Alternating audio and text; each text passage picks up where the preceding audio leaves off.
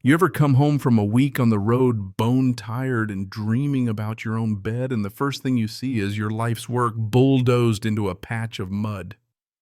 Yeah, picture me. Keys still in my hand, just staring at what used to be my front yard, or as I called it, my 3-year passion project. Native plants, pollinator beds, a cedar trellis I built myself, gone wiped out like it never mattered. Just raw, ugly dirt left behind so fresh you could still see tire tracks. Before I could even make sense of it, Greg from across the street came hustling over, shaking his head. Greg's a quiet guy, but this time, he looked like he'd been waiting to break the news. Wesley. I tried to stop her. I really did, he said, voice low. She brought in landscapers, claimed she had full HOA clearance. I just blinked at him. She, who? Glenda Lancaster, new HOA board president. Greg sighed, said your garden broke the uniformity code, so she ordered everything ripped out. Said it like he was talking about a parking violation, not a chunk of my life. Let me tell you, I'm not the absentee type. I pay my dues, play by the rules. I even had written HOA approval, the whole deal, sitting in my office. So I dropped my bags and tore through my files, found that old stamped email, every photo of the garden's progress, the approval letter, you name it. Right then, my brain switched from shock to cold, focused fury. See, last year the town passed a native plant protection ordinance, and my garden registered, destroying it without notice. That's a state-level offense. Glenda might have thought she was a queen with a clipboard, but the state would see it differently. By dinner, I'd filed a formal complaint, uploaded the photos board approval, even Greg's witness statement, got an email promising an investigation within 72 hours. Next morning, I see Glenda out walking her little ankle-biter dog like nothing happened. I stepped right up, arms crossed, not playing. She hit me with a bright fake, Wesley, you're back. I was just about to leave you a notice. I shot back, notice for what exactly? My garden that was already approved. That smile of hers faltered just for a second. Then she tried to recover, claimed the board, updated the landscaping rules, emergency correction, blah, blah. I'd read those bylaws front to back. There was no such thing. I let her know state's involved now. You destroyed a protected native habitat. That's a $5,000 fine, and that's just the start.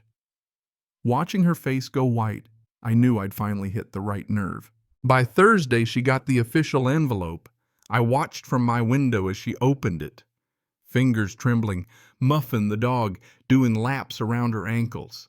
She froze, read the first line, spun on her heel, and marched right back inside like someone had yanked her puppet strings. Didn't see her for the rest of the day, but I sure wasn't done. That afternoon, I met with Maria DuPont, the city's environmental officer. She flipped through my folder photos, emails, the whole paper trail. She breached state law, not just HOA code, Maria said, shaking her head. If she acted under false authority, that's impersonation under color of law. When I told her Glenda had paid the landscapers herself, checkbook and all, Maria's eyes went wide. That makes it worse. She's personally liable for the environmental damages, maybe even criminal charges. The next day, environmental enforcement showed up at Glenda's house. 2 officers, camera, clipboard, the works.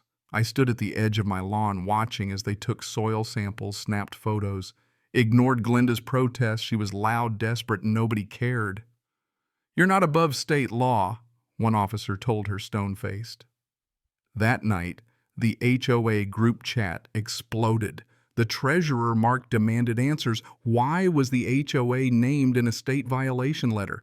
Glenda tried to wave it off as some misunderstanding about overgrown weeds, but then the fine came out over 10 grand. Residents piled on. Someone posted side-by-side garden photos. This is what HOA beautification looks like. Another dropped a link to the state's native plant registry, my address right there.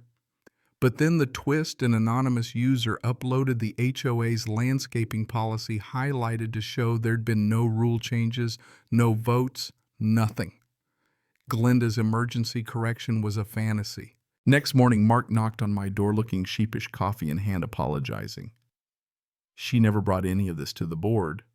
No vote, no meeting. She told Greg it was all approved. She lied. He took my stack of documents. When this is over, we'll cover restoration costs. I told him I want more than a refund. I want her off the board. He nodded. So does everyone else. By Sunday, the clubhouse was packed, standing room only, people crowding in, nobody smiling. Glenda stood up front, sweater draped like a costume, trying to look in charge. She started in with some speech about community standards, but the room wasn't having it. Save it, someone yelled. You destroyed private property, lied, and now we're all paying for your mess.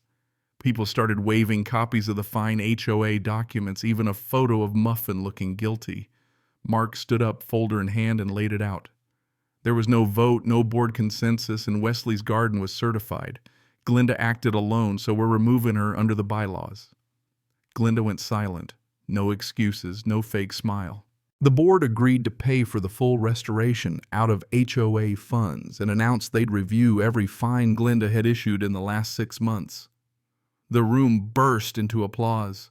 Someone cracked a joke about making Glenda do community service planting trees, and for the first time in weeks, people actually laughed. Even Muffin barked like he got the punchline. Restoration started fast. City crews came out, volunteers pitched in, even neighborhood kids helped rebuild the trellis. My yard was coming back to life, and suddenly people who'd avoided each other were swapping stories and planting milkweed together. For a second, I thought things were back on track, but then, right as I started feeling good, came the second twist. Just after sunset, there's a knock on my door. Guy in a gray jacket flashes a badge. Detective Lyle Rostston, County Property Crimes. Mind if I ask about Glenda Lancaster? He shows me a copy of a Czech landscaping company. Glenda's signature memo reads emergency correction, and then the bomb drops. She paid them using the HOA's reserve account, not her own. Turns out she'd written 4 checks totaling almost $15,000, forged a second signature and buried it in the budget under grounds remediation. Embezzlement, misappropriation, falsification, you name it. I gave a full deposition, turned over every email and document, and learned I wasn't the only one. An audit triggered by the state fines revealed all sorts of shady expenses. A week later, Glenda's house was dark, curtains drawn, porch light off, like she knew the end was coming. Black SUV pulled up. 2 officers walked her out, not in cuffs, but with the whole neighborhood watching. The news had the story by that evening. Former HOA president arrested for embezzlement, falsifying records, destroying protected habitat. It wasn't the end, though. Mark called a special meeting, handed out new bylaws, mandatory transparency, open votes, audits, real resident input. Glenda was permanently banned from HOA boards, her name added to a statewide disqualification list. But some neighbors wanted more.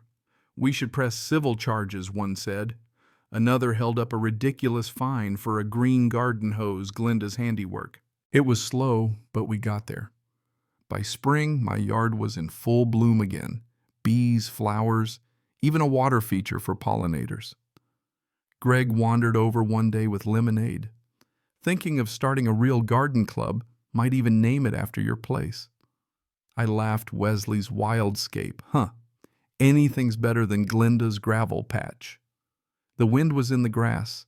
Neighbors stopped to talk, and nobody seemed afraid of the HOA anymore. But then one last secret floated up. A quiet woman named Darla into the cul-de-sac shows up with a blue folder. Inside, invoices for beautification grants, all for Glenda's own property, all paid by the HOA, signed off under fake project codes. Turns out she'd funneled over $30,000 for driveway repairs, fences, even gutter cleaning, and bullied neighbors who tried to ask questions. Darla had been threatened into silence, but now, seeing the board actually listen, she wanted it all exposed. We took it straight to Mark and the DA. More charges: fraud, coercion, abuse of fiduciary authority. When the case went to court, the room was packed. Neighbors testifying, the paper trail laid bare. Glenda sat, hollow-eyed, her world shrinking by the minute. The judge didn't pull punches, called it a grotesque abuse of community trust, sentenced her to 4 years, with all assets seized to repay residents. When she was let out, not even Muffin looked back. After all that, Something in the neighborhood changed, less fear, more real conversation. The new board published every financial record set up, anonymous feedback, rewrote the rules with resident input. Even I joined the board just to make sure nobody like Glenda got close to power again. One evening, Greg handed me a tray of blue-eyed grass for my garden. "We're not just neighbors anymore," he said. "We're a community. You started that." Looking around at my rebuilt garden, hearing kids laugh, instead of a clipboard snapping fines, I realized this was justice. Real Messi earned justice. Not a single person here would ever forget what happened or who stood up when it mattered. And you know what? That's the kind of neighborhood worth fighting for. So what do you think? Should HOAs have this much power? Or did we finally get it right? Let me know in the comments, because if you've ever tangled with community rules or had to take on a bully in a sweater vest, I want to hear your story. Maybe next time we'll be talking about your wild garden fighting back too.